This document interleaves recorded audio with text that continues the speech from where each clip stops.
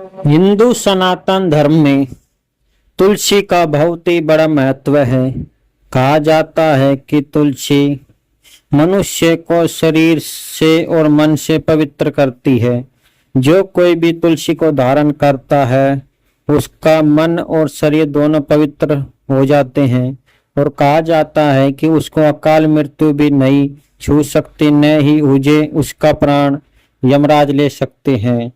सिर्फ भगवान विष्णु के पार्षद ही उसके प्राणों को बैकुंठ ले जाते हैं। कहा जाता है कि एक बार महाराज जी से किसी ने पूछा कि क्या पति पत्नी को तुलसी अगर उनने पहन रखी है और वे संभोग आदि क्रिया करते हैं उस समय क्या तुलसी धारण करना चाहिए? तो महाराज जी कहते हैं कि तुलसी मनुष्य के शरीर को पवित्र करती है।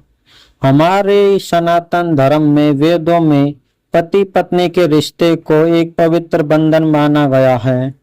यदि पति पत्नी ने तुलसी माला पहन रखी है और वे संभोग आदि क्रिया करते हैं तो यह अधर्म नहीं है, क्योंकि जिसकी अनुमति शास्त्रों ने दे रखी है वह भला अधर्म कैसे हो सकता है।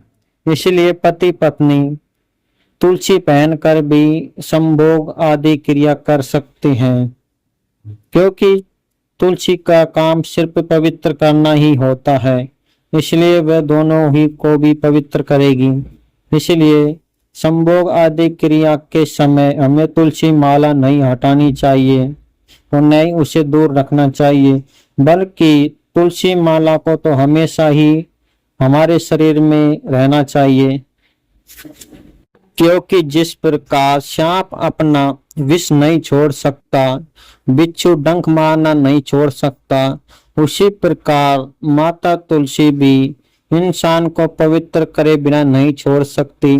चाहे वह किसी भी अवस्था में, किसी भी गुण में या किसी भी पाप में क्यों ना हो, वह अपना गुण अवश्य दिखाएगी और वह उसे अवश्य पवित्र करती रहेगी। इसलिए जब कभी भी यदि पति पत्नी संभोग करे तो तुलसी माला न हटाए और न ही उसे दूर रखे, बल्कि उसे अपने शरीर में धारण ही करके रखें, क्योंकि तुलसी का काम पवित्र करना होता है और भगवान विष्णु के चरणों तक पहुंचाने का काम एक तुलसी ही करती है।